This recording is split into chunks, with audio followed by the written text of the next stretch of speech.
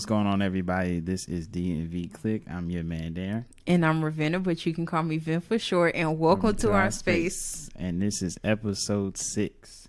So today, in episode 6, we are talking about breaking generational curses. But before we get to that, if you are new here, we are a couple who run a bi-weekly or bi-monthly, we're going to say bi-monthly podcast where we promote healthy relationships through purpose, positivity, and passion. That's right.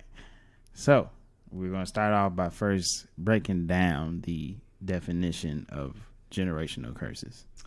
So when we talk about generational curses are more biblical. Mm-hmm. From a lot of the things that I've read about. But I think we more so, when we say generational curses in this aspect, let me say it like this. Generational curses are something that's more prevalently, is that a word? Prevalently? I believe so. Used. Yeah. Like, it's more used. But I feel like when we say generational curses, we're actually saying generational patterns. Mm-hmm. Like, the context of the conversation is actually generational patterns, right, not necessarily curses, because curses are more like my family was in like cults or something like that, and so or at least from what I've read about it, my family was in a cult or something like that, and right, so it's kind of need to be more specific. It's more so a pattern that you notice rather than a curse. Yeah. Or at least that's what we'll be talking about. The patterns more so like the curses. Right. We're not going to jump into the curses because, But anywho, I say all that to say, a generational pattern refers to behaviors or attitudes, that are passed from one generation to another. And they usually occur through learned behaviors. Mm-hmm. As a social worker, for those of you who don't know, fun fact, I graduated with a degree in social work. But that's one of the things that we were always like, that was emphasized a lot, was like those learned behaviors.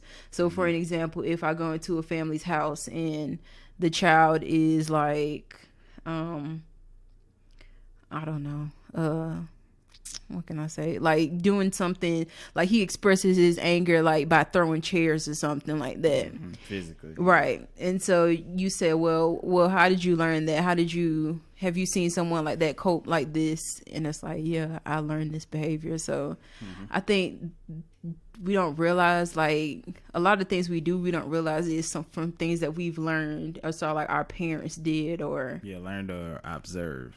Yeah. Because I think observing is something that I did, or I still do, actually. I'm big on observing before I, speak or before I actually do something. So I think observing is another way. Like, you don't even have to say nothing or, hey, why do you always, ask questions or try to copy what they do. It's like you just see it. And after a while, you just start picking up the habits, because I think as humans in general, I think sometimes we pick up stuff from people and don't even notice. Mm-hmm. So I think that's definitely, another way. But yeah, behavior in itself, I think, is big.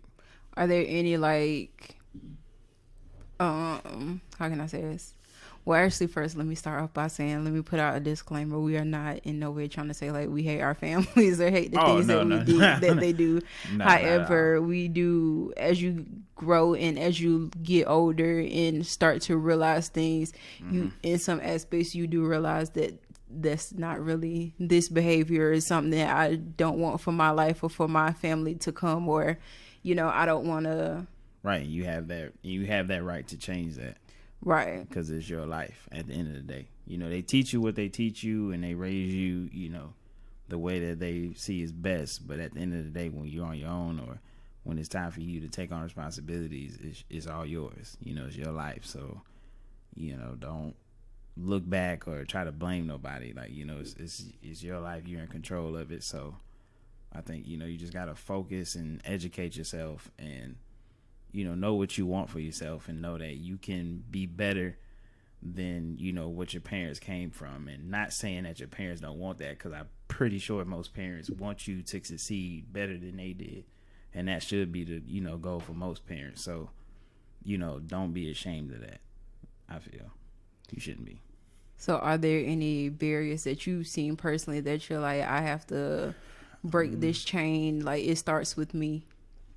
I'll probably say, like, I don't want to say procrastinating, or maybe just not being able to take care of things at that, seize the moment when I had the opportunity to.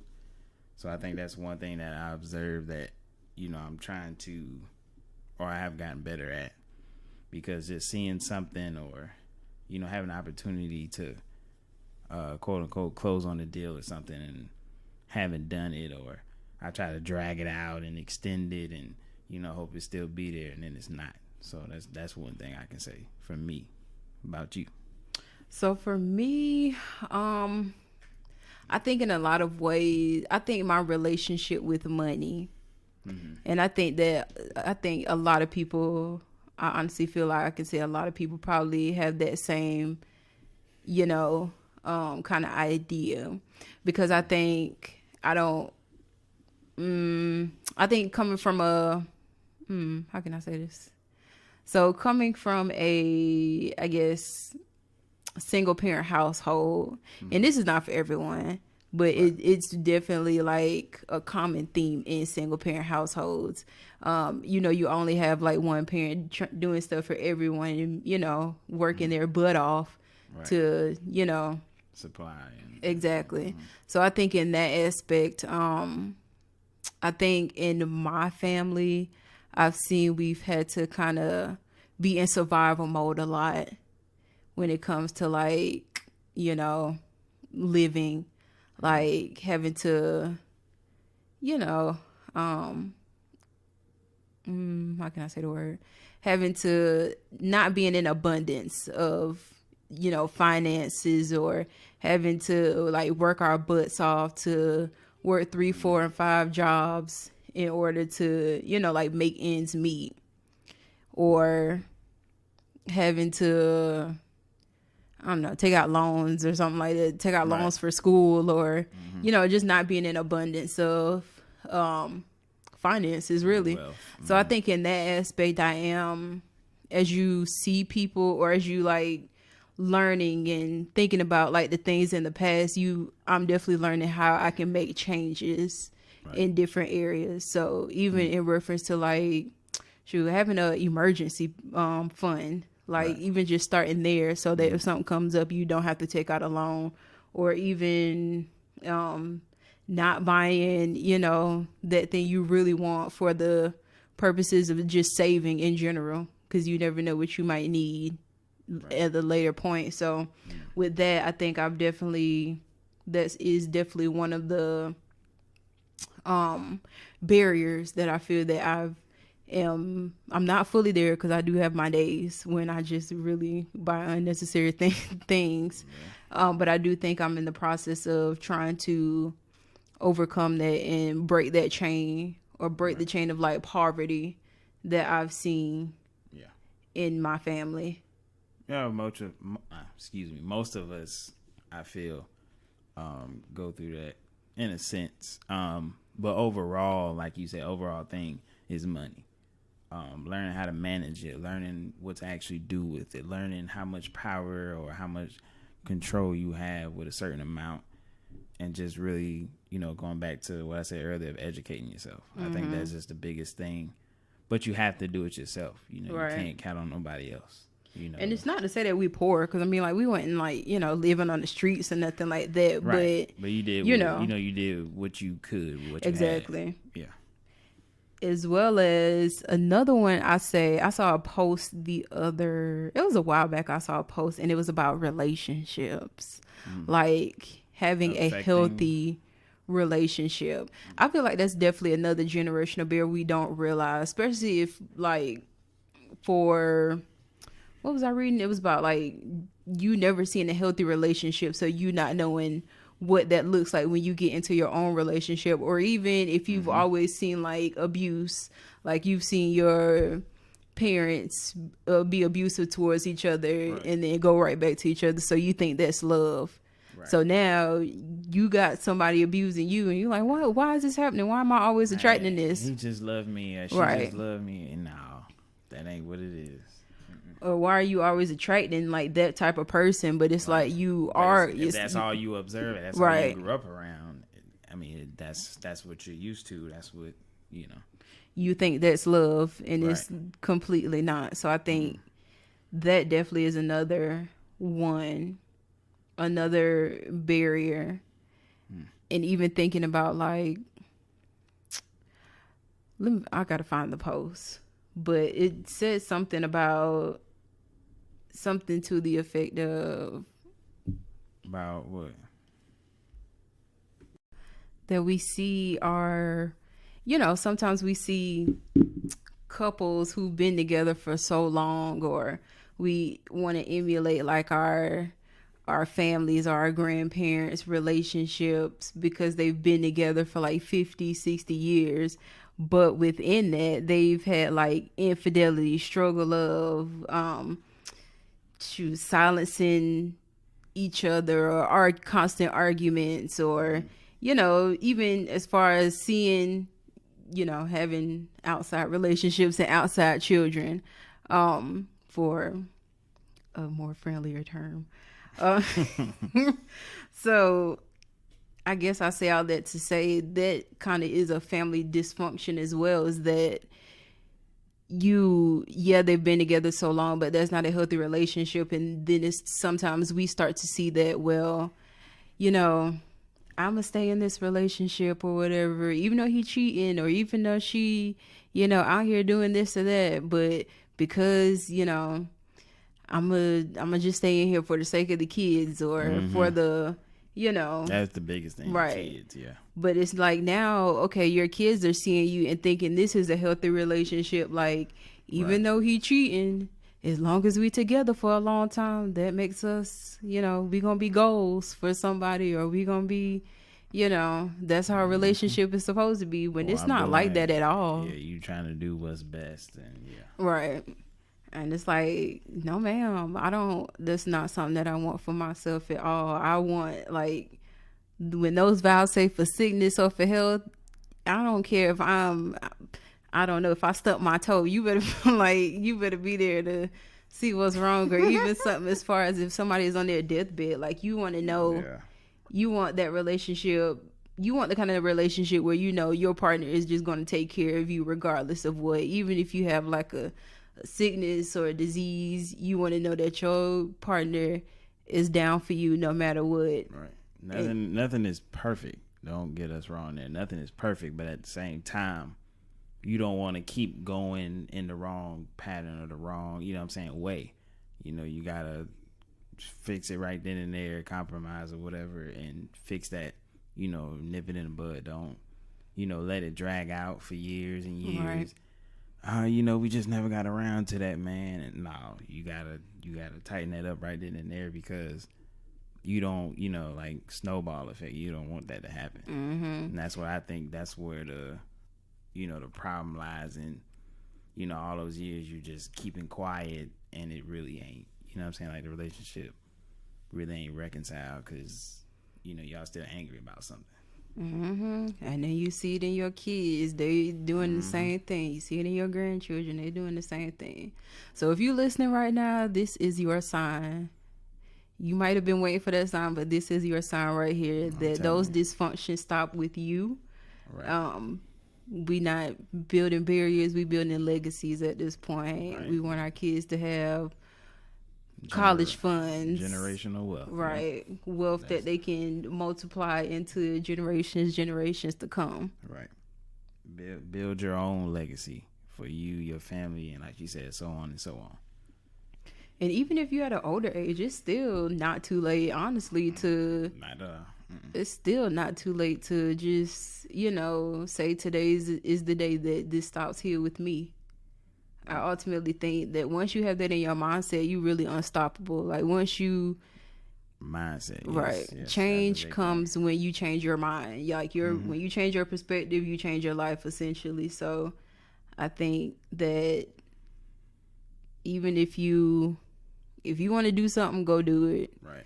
if you do what makes you happy, do what causes you success in the future, just do it, like Nike.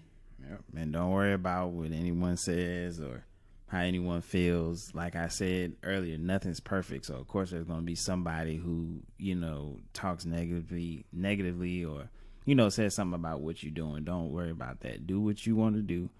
Focus on yourself and they'll follow you. Don't worry about, what other people say. It's your life. You're in control. Don't nobody tell you what to do. It's your life. So you're in control of how you navigate it, how you want to build, this legacy that you want to foresee, for generations to come. And with that being said, we're going to go into some ways that you guys can break these generational patterns of, whatever it is, from poverty to abuse to, whatever it is. We're going to give you some steps and some ways to do that. One thing I found on Jody Michael, Jody, Michael.com, they had an article titled Your Generational Legacy, How to Break Destructive Patterns. And one of the first ones that come up is to become self-aware. You need self-awareness to examine your thoughts and your perspective. Talk to your parents and your grandparents and learn about your ancestry. You may find that facts actually supported the kind of beliefs and perspectives that are passed down at one time. So an example they give is, say that your spouse is worried about money and you find out that their father or their mother was also stressed out about money. So that's something that you can become self-aware of, and you can stop it right there, correct it and fix it so that you're now more aware of it and that now you don't stress because you found a way to manage your money and be able to control it. Yeah, so it's like putting those action, become aware and then put action behind it. Right.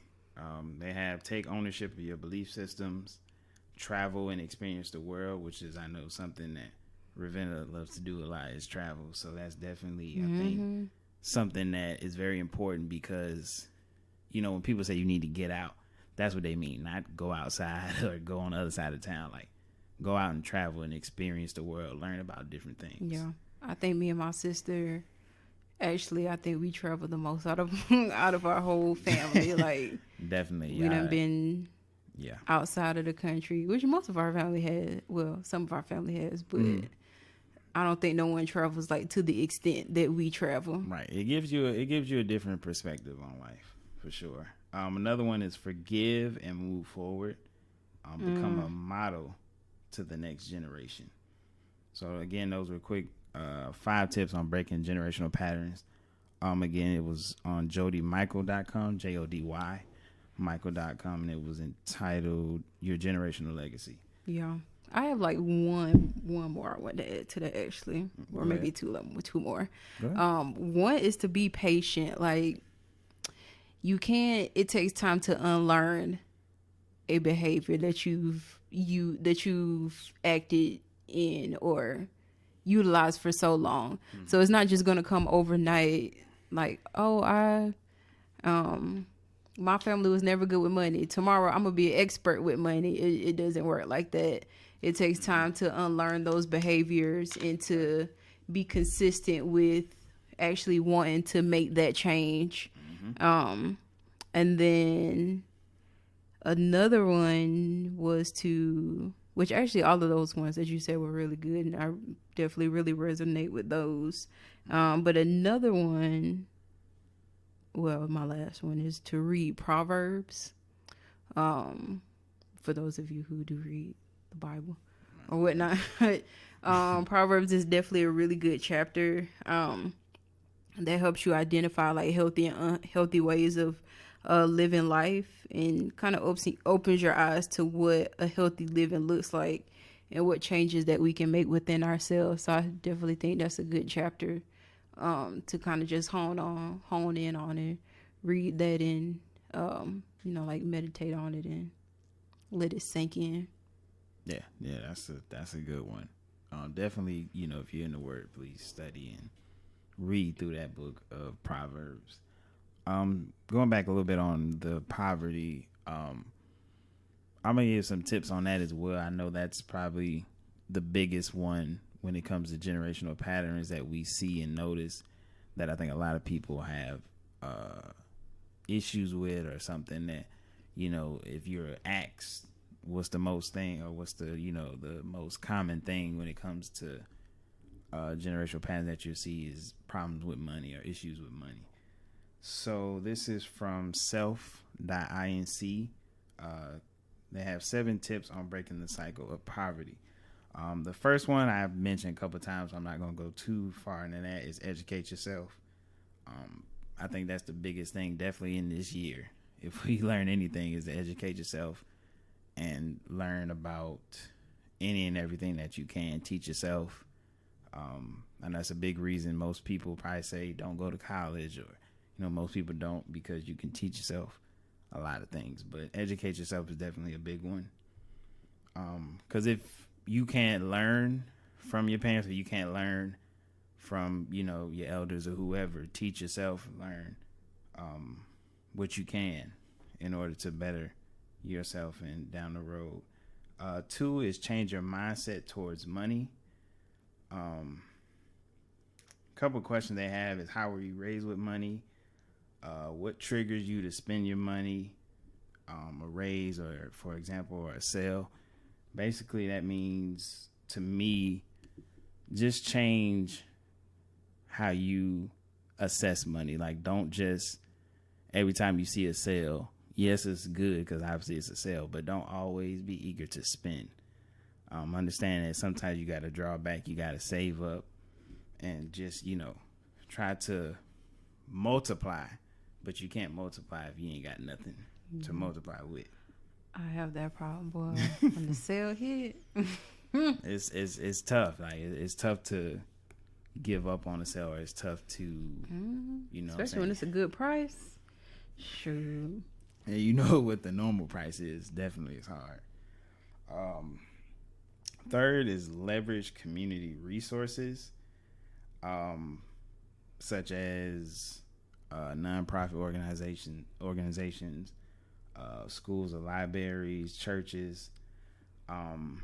Basically it's saying, in a sense, to me, it's saying like network. It says don't struggle alone in silence. Take advantage of the resources available in your local community. Another way that I feel you can educate yourself. And nobody judging you, shoot. If it's free, it's for me, shoot. Exactly. If I don't have to pay for it, I'll take it if you giving it out. Free knowledge, free game. 4th, it says avoid predatory payday lending. Now, I'm going to just get to the examples because I know somebody might be confused with that title, but it basically says, why do so many people keep falling into this trap? A few possible reasons: emergency need for cash, poor credit or no credit, which is needed to access higher quality and lower interest loans, lack of awareness, but other options. To me, I feel that means avoid people who prey on you to get loans and pay loans. Now, if I'm wrong, please correct us, but that's what I feel that means. Yeah. In other words, don't take out no loan unless you need it. Right. Absolutely need it, and you can pay it back. Don't figure out other alternatives first. Right. Don't let them prey on you by continuing to take out loans, especially for college. I know. 5 is ask someone you trust.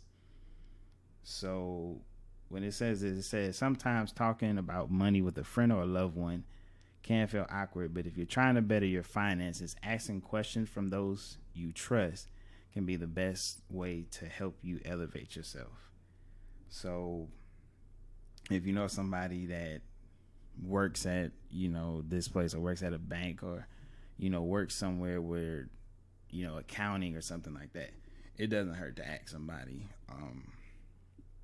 that you trust on what's little tips here and there. Like, you can pull different things from different people that you trust and that you talk to, and kind of build a collage on how you want to, a system on how you want to manage your money, how you're going to control it.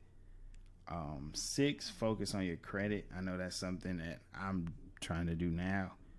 and just work on, fixing it, getting the score right, paying things on time, getting a credit card, different things here and there that you can do to save money and better your score. Because I've heard and I know when you have a high credit score, when you have a very good credit score, the ball is in your court wherever you go.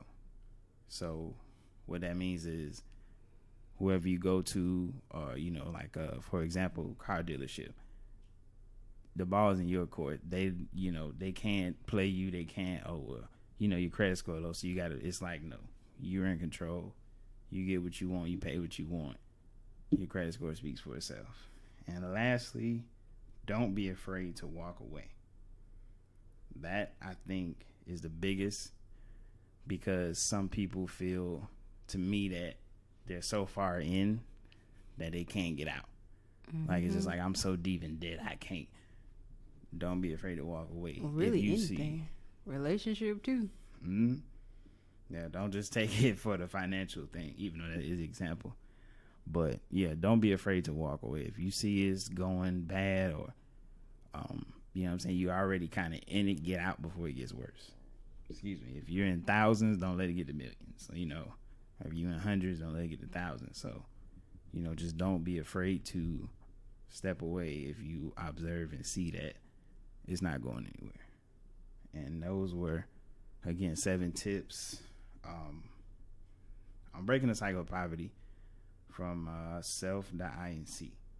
So if you want to look that up, that's what it is titled.